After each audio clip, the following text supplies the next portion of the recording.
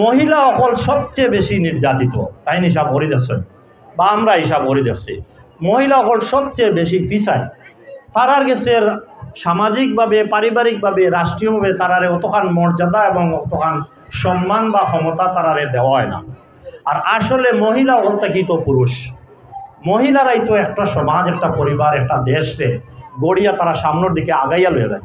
কিন্তু তারা এই পরিমাণ সম্মান তারা দেশ থাকি বা রাষ্ট্র থাকি তারা ফাইন না। ওটার লাগি তারেক সাবর বিশেষ কিছু কর্মসূচি রয়েছে।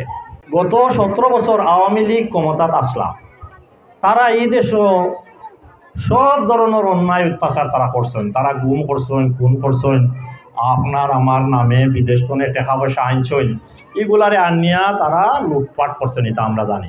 মানুষে লাখ লাখ মানুষের উপরে মিথ্যা মামলা দিয়া তারার বিরুদ্ধে মাতলেই তারা জেল নিয়া অন্যায় অত্যাচার করছেন। এই সমস্ত কিছুর বিরুদ্ধে আন্দোলন করছেন ও তারেক রহমান সাহেবের নেতৃত্বে। তাই আন্দোলন করিয়া ওখানে একটা পরিবেশ দেশ আইছে।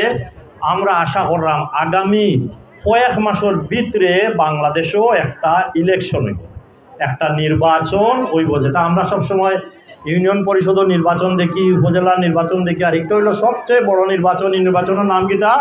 জাতীয় সংসদ নির্বাচন বা পার্লামেন্ট নির্বাচন, বা সোজা ভাষায় আমরা বুঝি এমপি ইলেকশন। একটা সমাজ যদি আমরা উন্নত করতে চাই, তাহলে প্রগতিশীল সমাজ গড়তে হলে আমাদের প্রয়োজন হয় নারী নিরাপত্তা এবং ক্ষমতায়ন।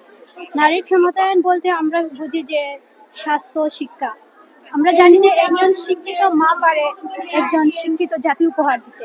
এই যে নারীর ক্ষমতায়ন, স্বাস্থ্য, শিক্ষা, রাজনীতিক, আইন, সবগুলো আমরা বাস্তবায়ন করতে হলে একজন যোগ্য ব্যক্তির প্রয়োজন।